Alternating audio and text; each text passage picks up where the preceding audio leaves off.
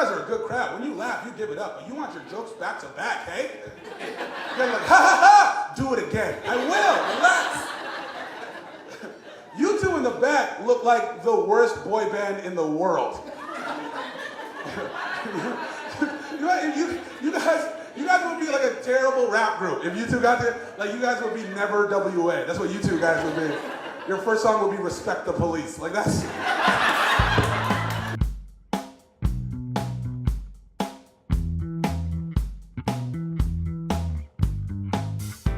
Got two major stars with us.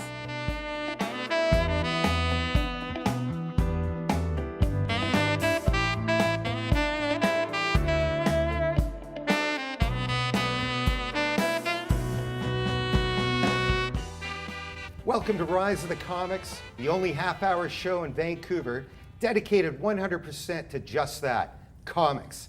I'm your host, Scotty Aceman. Ladies and gentlemen, despite fame and comedy fortune, these royals still want an introduction. The adorable and rugged Chris Gaskin, delightful and sassy Kathleen McGee, and future Hall of Famer Brett Martin. Guys, welcome to Rise of the Comics. Thanks for having us. Hey, Scott, thank you. Cool. Kathleen. Why is McGee here? Well, we're going to start with me, so Okay, we'll so- find out I want to right away. start with Kathleen. Kathleen, there's a few adjectives that I found that you've done self-description on. Oh my Laugh, gosh. blush, nasty. Then your bio goes into saying, this is the girl your parents warned you about. Yeah. What is it about Edmonton girls? Edmonton girls are just way more fun than any of the other girls out there. We just like to have a good time. We're not gonna be like, oh, I don't want you to do that to me in public. We're gonna be like, do that to me in public. That sounds like you. Did you have any hobbies growing up in high school in Edmonton? Clubs that you were doing? Hobbies. Or clubs? I really got into drinking when I was 16, so that was pretty good. That's late. Yeah, that is late actually for Alberta. I know a lot of people are like, I started drinking early. I was scared to drink because I'm scared of vomiting. So I thought it was like, when I watched Degrassi and Stephanie K got really drunk and then puked everywhere, I thought it just was a given that when you drink, you got sick. So then the first time I ever drank and I didn't get sick, I was like, oh, this is amazing. I'm gonna do this all the time, so. Nice. Now you mentioned scared. Scared. As a professional comic, do you still get scared on stage? Are you ever comfortable? I'm always comfortable. I don't get scared on stage ever. I don't. Says the woman in Spanx. No, it has nothing to can't. do with my fear. It has to do with the fact that I didn't want to present my muffin top to everyone at home. Like, they were like, what? They said we were going to sit. I'm like, I'm not sitting. Well, first of all, they said women aren't allowed to have chairs on this show. Second of all, I'm like, as soon as I why I sit. agreed to do the show. Yeah, exactly. Or I wanted to be able to do this a lot, just to so we know that he's not really here. But no, you guys don't have to deal with that crap. No, You guys don't have to deal with worrying that I'm sucking it in during. I'm literally half of my. Sometimes if I'm wearing like an outfit that is not, I mean, I may have shouldn't have worn it, but like if it feels too tight, then I'm not only like doing my comedy, but I'm like trying not to breathe, so that people are like, because I don't know if you guys have ever had comments on your YouTubes that say, oh, she's fat, and talking about sex, like, guys don't get physically like judged and then judged because you're a girl. Like that's You're the saying thing. that to a guy who's 5'2". You think I don't get judged for how I look? Are you That's kidding me right that's now? the first thing you Like, say look- when you look get at on this. stage. Look at I know. This is not It's- acceptable as a grown-ass man. It's all right? adorable. This is, It's that is adorable. true. But But you address that immediately as soon as you get on stage. You bring it up. all right, Mr. So- Big and Tall. I don't. Mr. Big and Tall. But no, it is. It's like it's a different. Like I cannot sit. I got interviewed with another comic, and they wanted us to sit, and we were both. He was also like that too. We were both like, oh, we can't sit. So then we don't look so thin. Like if I stand, like look at this. Look at these Spanx are working. But literally, if I sat, it would literally look you wanna like show the crowd? No, it would look like a cupcake. Like I get it, that sucks, and you're right. We don't have to go through Yeah. that as much, but I mean, we still go through that. As Yeah, a well. little I mean, bit. especially I'm going with bald. YouTube. That's not fun. You don't have to worry about that. We probably do. You probably do, but like most women don't. I didn't notice that until we were doing a gig in Langley, and then like I was sitting up. Yeah, in because the you don't rafters, see and the I top was- of anyone's no, head. I don't. Like, I don't see the top of anyone's head. So that's why. We're all not perfect. No, we're all not perfect, yeah. Now, Chris, You just more so. you've been self-described as the baby-faced assassin from that Prince was George. not self-described. Okay. That was actually from a magazine that came out in Atlanta that they did a piece on me. So with all that, do you agree with that? And if so, I want to know what's in the water in Prince George. Chris is from Prince George. It's not in the water. It's just my parents are both short and like look younger than they are. It's genetics. It's got nothing. Trust me, the water there dumbs people down. So like my intelligence How level does the water dumb people down? was chlorine. I don't know. It's He doesn't know. It dumbed him down. exactly. That's the point that I was trying to make, and thank you for getting there for me. Okay, you're welcome. Chris, is there anything about your adolescence that is haunting you that you remember? Yeah, the entire thing. That's when you grow up in a town like that. The entire thing. How did you ever escape Prince George? It's so nice that you got out. Well, there was really no comedy there, and I wanted to do comedy, so I left. I think that's the thing about people in Prince George is, I love that town. I love the people there, and there are a lot of dummies there, and they just don't. They like, oh, how could you move? And I go, you do it. That's How it. could you stay? Yeah. Well, they don't understand the concept of like you can just leave. You can leave. Yeah. So you didn't know that until what age? Oh, I knew that right away. Okay. I was just waiting for that opportunity to arise. What were you doing just before you left? Was there? I was Did you have to pack up luggage? Like how was? working in a bakery. And Like then- a little elf baking cookies? Yeah. Oh my Yeah. god. It was like a save on make. I was making like bread and stuff. That's amazing. And cookies. And Yeah, cookies. and cookies. But yeah, I just realized you can leave, and I got enough money to move, and I got some help from my father, which I love the guy. It was like one of the only times that dude really helped me. So he works Fathers. he works for a company Pieces of shit. that. All of them. Except for me. Yeah. Your son's crying. I love right how now. you're looking over at your son. No, his wrist right I now? like how he's giving the thumbs up. Like, Yeah, that's. he's shaking though. He's like, my dad's great. He's paying for me to Flinching. go to I am games, great. He's so- black I and am. blue, but I am. He actually helped me pack up my stuff and move. Oh, he did? Which So he wanted you now out. that I think about that, Yeah, I that's don't kind think of he was as yeah, supportive. I think he that's was not just really like, supportive. Get this kid out of Yeah. here. Ugh, go, leave. Yeah. Try to make something of yourself, and then I'll lecture you the rest of your life. And has he seen you perform? No, he's never seen me perform, and it really upsets me, especially when he starts to talk like, well, I went back to school. I was like, you went back to school when you were 46. Shut the hell up. All right, I don't need to hear crap from your mouth. Wow, Dr. Phil episode. Yeah. This is very therapeutic already. Yeah. Which leads me, Brett Martin, world famous Brett Martin. You've traveled all over Canada. You seem, World famous. coast to coast, no, not the other coast, but yeah. and a big YouTuber. You seem like you would be a do-it-yourself kind of guy. Is that because if you don't? It's because no one's helped me.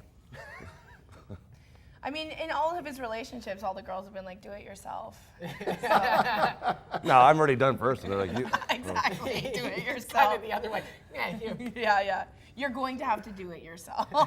Have a seat and tell my story. Brett, what's the craziest thing that's happened to you when traveling on the road? I want to hear from all of you what you guys think about being on the yes. road. Wow, man, having bottles thrown at me on multiple occasions.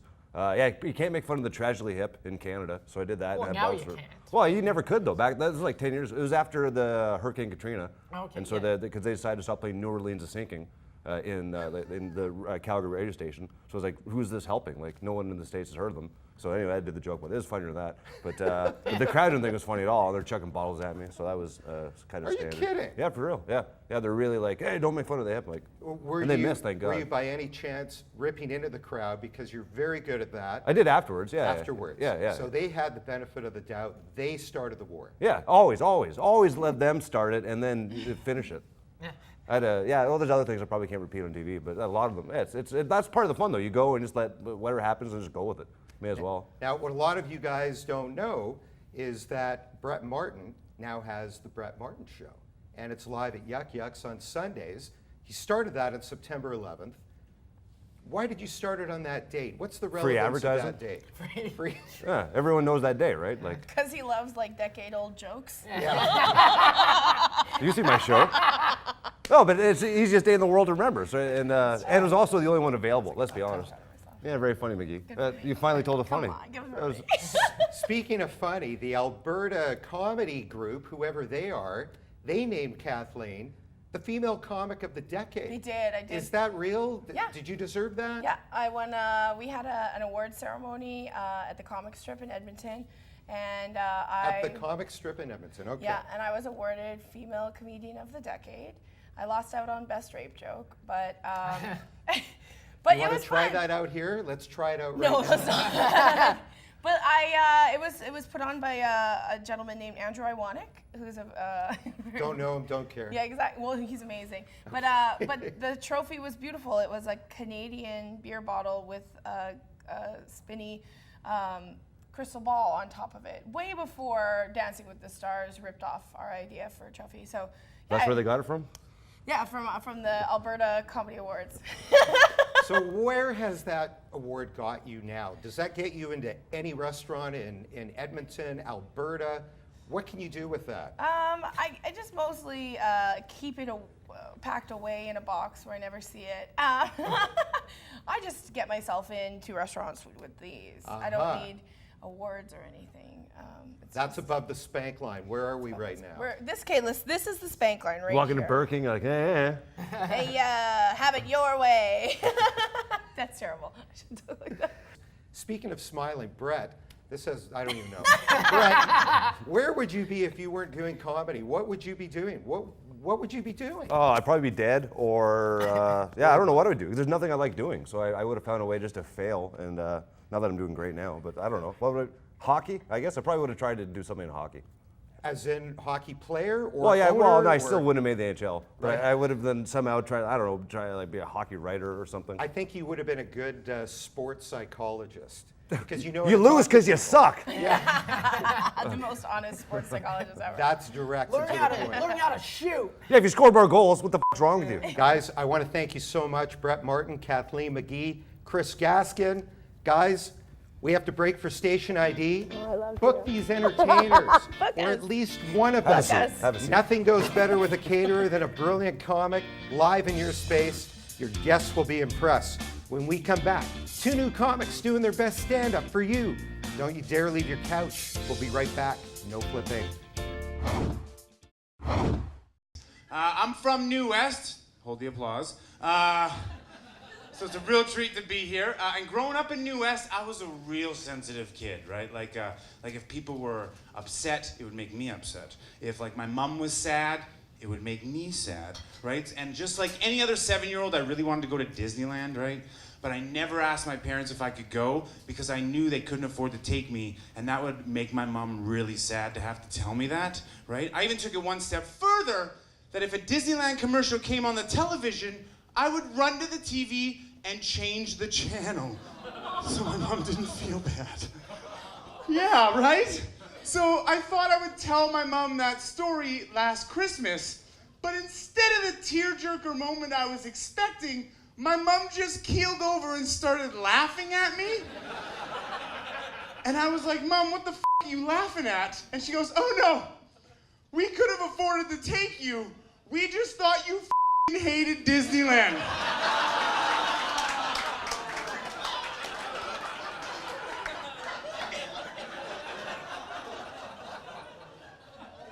Are you serious? She's like, yeah, we really dodged a financial bullet on that one, didn't we?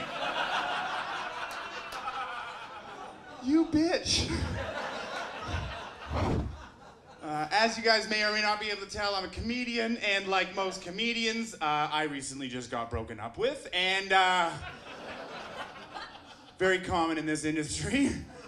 And when that happened, my buddies were like, oh, dude, you gotta do what any self-respecting man in your situation would do, so they signed me up for Tinder, right? The thing is, I'm not good at Tinder. I'm not good at it. I don't know how to do it. Girls won't message me back, basically, okay? So I just got broken up with, and girls were ignoring me on Tinder. So my self-esteem was at an all-time low, okay? So I needed a pick-me-up, a kind word, just like a compliment, okay? That's all I was looking for. So I did something for me, don't judge me. I signed up for Grindr, okay? Now, before you judge me, let me explain. Guys on Grindr message you right away, okay? Like, my inbox lit up like a f***ing Christmas tree, okay? The first guy was just like, hey, what's going on? Want to hang out? Want to exchange massages? I'm only 21 kilometers away. I was like, no, I don't think I do. Hey, man, sorry about that. I'm actually straight. I'm just hanging out with my cat, Jeter, tonight. Thanks for the dick pics. Have a good night. Real neutral. I didn't even know why I messaged him back. I don't know how to message him back. I didn't have to. But he fires right back. 5 minutes later, he goes, ooh, straight bait, huh? Straight bait, hanging out on a gay dating site, hanging out with your cat. You know what cats are? They're curious. I'm gonna call you my bi-curious little cat. Come on, let's hang out. I'm only 12 kilometers away. Wait, what the f***? 10 minutes ago, you were 21 kilometers away, motherfucker. Hey guys, before I get started, I'll just tell you a little bit about myself. Last week I donated blood, and afterwards, when I was having my juice and cookies, as you're legally required to do, this attendant came rushing over to me looking all concerned. She's like, are you feeling okay? Are you feeling faint? And I was like, I'm just playing Candy Crush. I mean, I failed the same level 3 times, but that's pretty normal. And then the nurse who took my blood yelled from across the clinic, oh no, it's fine, he always looks like that. So, that's just a little bit about me. I don't know if you guys pay attention to the US elections at all, but Donald Trump keeps insulting people by saying so-and-so was fired like a dog, as if that is a real thing that other people say.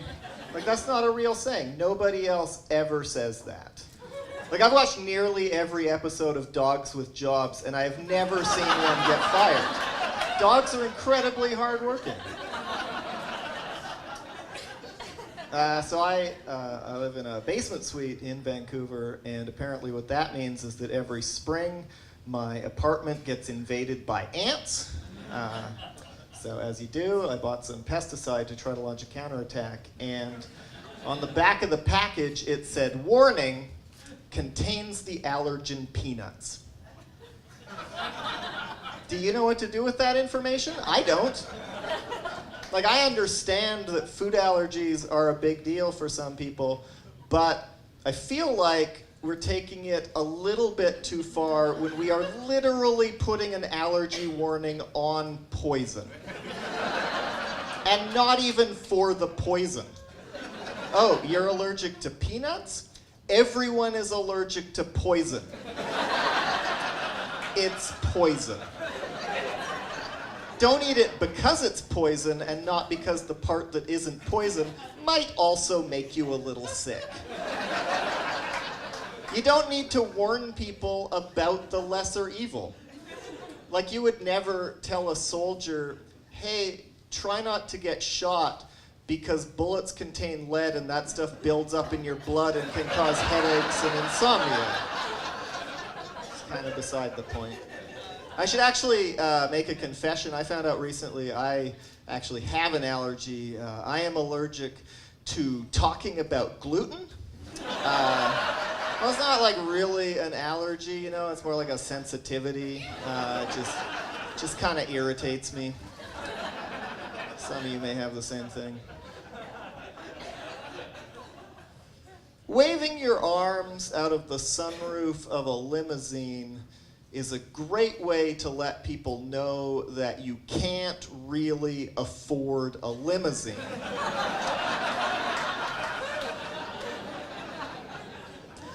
So I'm married, wasn't always, I think that's pretty common. But like even before I got married, you know, I've never even considered cheating on a woman, but I have 2 cats, and if I see another cat when I am on my way home to my cats, I will always try to pick that cat up just to see if I can. Like, I've never catcalled a woman, but I will absolutely catcall actual cats because they need to know how pretty they are. Somebody has to separate who is and who is not a fluffy fellow. And that somebody is me. Yeah. I think I would have been way better at dating if meow was a legitimate pickup line, because that's the kind of game I have. I pull mad pussy. Like literally mad. Some cats do not want to be picked up. I have bad news for anti-abortion activists. I did some Googling, and the overwhelming consensus is that life begins at 40.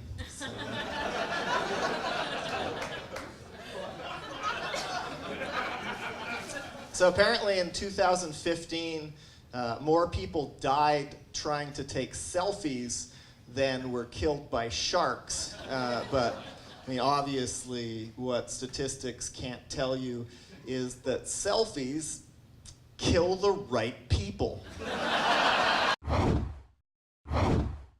Welcome back to Rise of the Comics. We're here at Yuck Yucks in Vancouver for the finals of the Yuck Off. And we happen to have a past winner from just 2 years ago, James Kennedy. Welcome to Rise of the Comics. Good. James is awesome. He's produced numerous shows.